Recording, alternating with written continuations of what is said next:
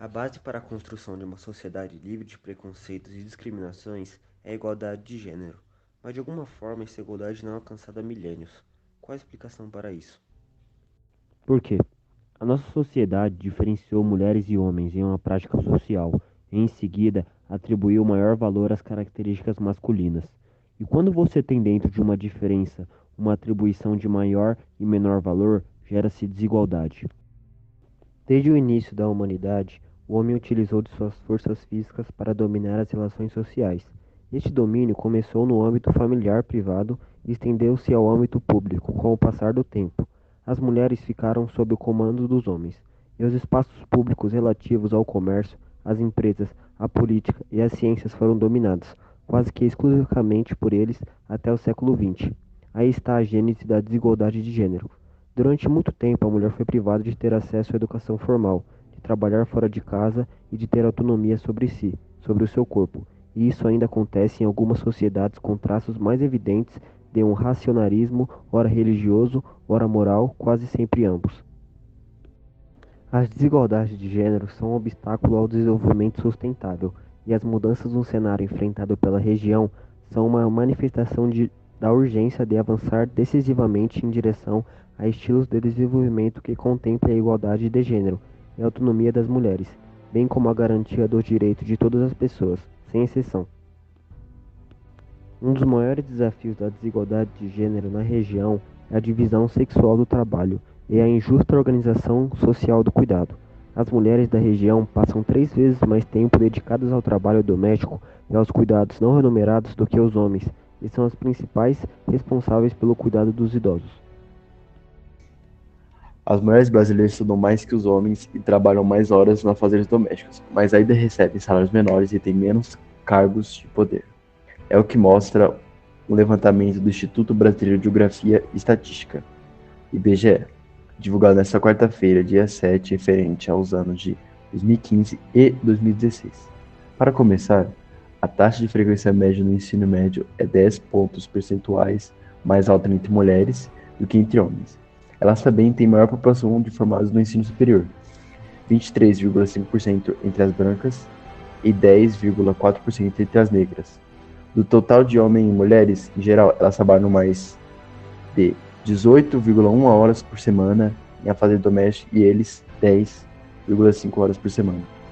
No mercado de trabalho, a média salarial dos homens é de R$ 2.306, enquanto a das mulheres é de R$ 1.764. Eles ocupam 62% dos cargos gerenciais das empresas, e elas apenas 37,8%. A representação política é o pior dos índices. Só 10,5% dos deputados na Câmara são mulheres. Elas eram cerca de 50,6% da população brasileira no momento da pesquisa, segundo o IBGE. Quanto à desigualdade de gênero no mercado de trabalho, foram analisadas 449 ocupações nos Estados Unidos e 439 delas, mulheres ganham menos que homens. A média no país é de 78 centavos de dólar ganho por mulheres para cada dólar ganho por homens. No mundo, essa média fica entre. Qual seria a solução para combater essa desigualdade? Em primeiro, ampliar a concepção de liderança. A visão de que cargos de gestão combinam mais com características ditas masculinas, como rapidez de decisão, coragem, força e ambição, é histórica, e muitas mulheres, equivocadamente, acabam incorporando essas características, achando que esse é o caminho para chegar ao topo. Por isso é preciso romper esse paradigma e valorizar os atributos ditos femininos, como sensibilidade, flexibilidade, intuição, capacidade de trabalhar em equipe e administrar a diversidade, que são fundamentais para gerir e liderar equipes e trazer bons resultados para a empresa, qualquer que seja o ramo da atividade. Em segundo, valorizar as mulheres por seus atributos profissionais.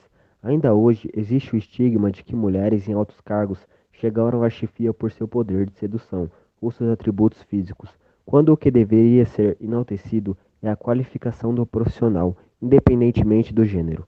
Segundo pesquisa realizada pelo IBGE, as mulheres possuem nível de escolaridade superior ao dos homens, ocupam a maioria das vagas das universidades, 55,6%, e são maioria também na conclusão do curso, 58,8%.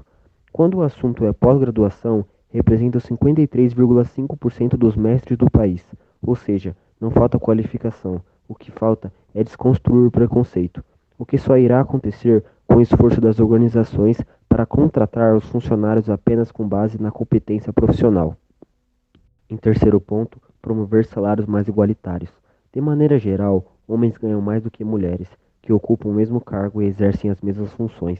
E um dos motivos é a ideia de que homens são os provedores de casa. É verdade que eles ainda são a maioria, mas o último censo apontou que 39,8% dos domicílios brasileiros são chefiados por mulheres. Não é pouca coisa. Ainda assim, elas não se sentem confiantes para pedir aumento do salário, para alcançar a igualdade salarial. Todas as esferas da sociedade devem fazer a sua parte. O governo implementando o maior número de creches e tornando a lei licença maternidade compartilhada, o que permitiria às mulheres mais dedicação à sua vida profissional.